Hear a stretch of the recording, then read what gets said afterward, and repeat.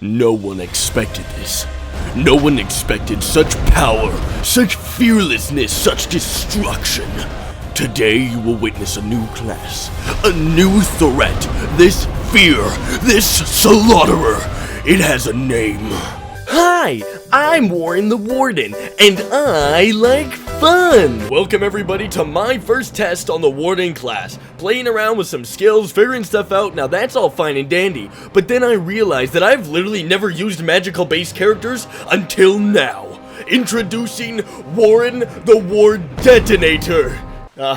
That sounded dumb as frick. For my Warden, I've used a High Elf. Why? Because I use them for their increased elemental damage, especially with the Warden being frost focused, as well as Magicka regen perks. Anyways, this character is extremely powerful in AoE situations, reaching peaks of 65,000 DPS, and such awful single target damage that you could literally cry. Just die.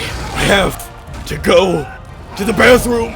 Now moving on to champion points, which have obviously changed a little bit. Aw, that's lame. Change should never come to MMO. You, shut the heck up or I'm gonna change your face into something lame.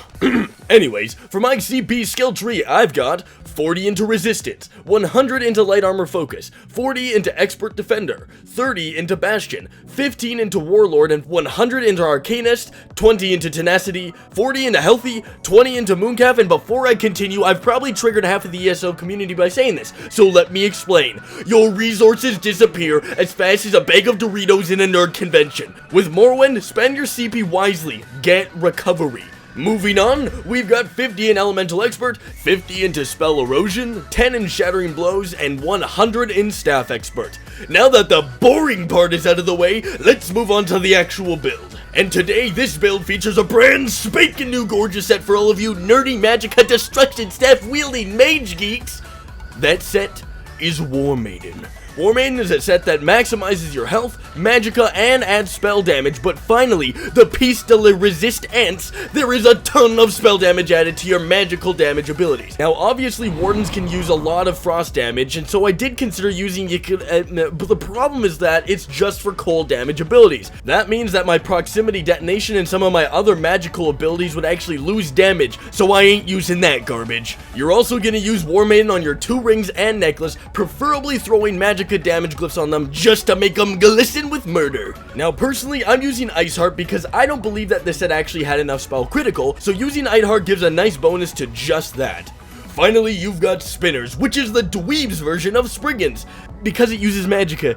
Get it? And Magicka's nerd. I'm just gonna stop. You'll be wearing 5 pieces of Spinner on your body, covering all 5 pieces. Basically, Spinners is a set that just adds a crap ton of Magicka, more spell damage, and finally, spell penetration. Kevduit, why did you choose Spinners over Clever Alchemist when Clever gives you a ton more damage just by popping a potion? Well, you elderberry piece of garbage, I actually did consider choosing Clever Alchemist over the set, but it just didn't hold a candlestick to Spinners. With Clever, I was easily able to get up to 40 to 45,000 DPS, but with Spinners, I was looking at numbers from 50 to 70k.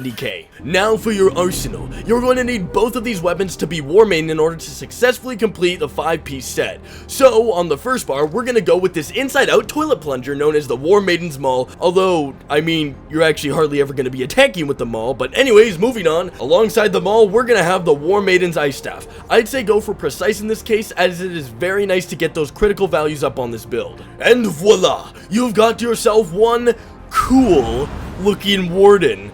If you actually laughed at that, please just go join Fragland. Now for the build rotation and skills. Starting off with your buff stick, you've got Blue Betty, which I use just for the major sorcery for 27 seconds, but at the same time it removes 1 negative effect from you.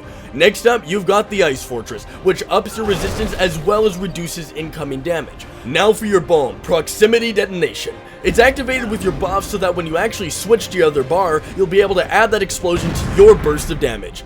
Rally is literally just for health, because we Canadians do enjoy our free healthcare. And finally, I've got Crit Rush just for the gap closer. It gets me from enemy to enemy a lot quicker, and the critical strike guarantee is very nice. The ultimate, if ready to go, will be Permafrost. This will be activated 1 second before your gap closer, meaning you literally drag a hurricane of ice right into your enemy's face. Now, on your Ice Destruction staff, you've got Arctic Blast. This is to give an instant heal to you as you charge into battle with some extra gradual heals over 10 seconds. This also does a lot of AoE damage, contributing to your eventual explosion of destruction. Leeching Vines is my preferred heals, but Budding Seeds would also work here. Leeching Vines give you health whenever you take damage if you are the only one there. If there's another person there who has lower health than you, they will steal your health. Gripping Shards is a fantastic move for frost damage AoE. It reduces enemy movement speed, immobilizes them, but the damage dealt here is also based on your maximum health. Next up, we've got Deep Fissure, another great ability to use in any situation, whether that be AoE or even single target.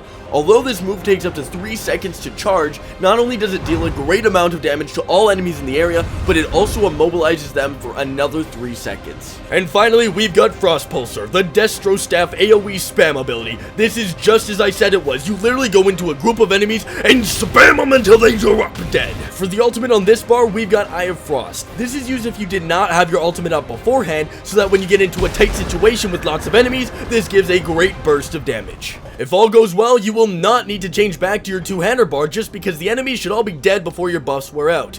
And without further ado, I give you a demonstration!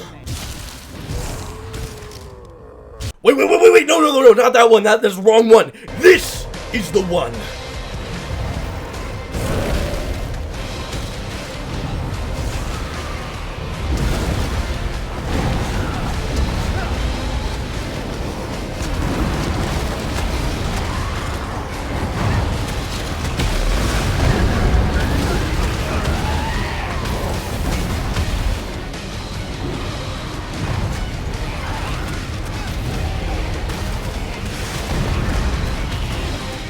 And there you have it, a fairly easy put together Warden DPS AoE nerd freak thing. But wait, do you want a Warden build that is so good that you will be causing 1 million damage in 1 second? Because that build is...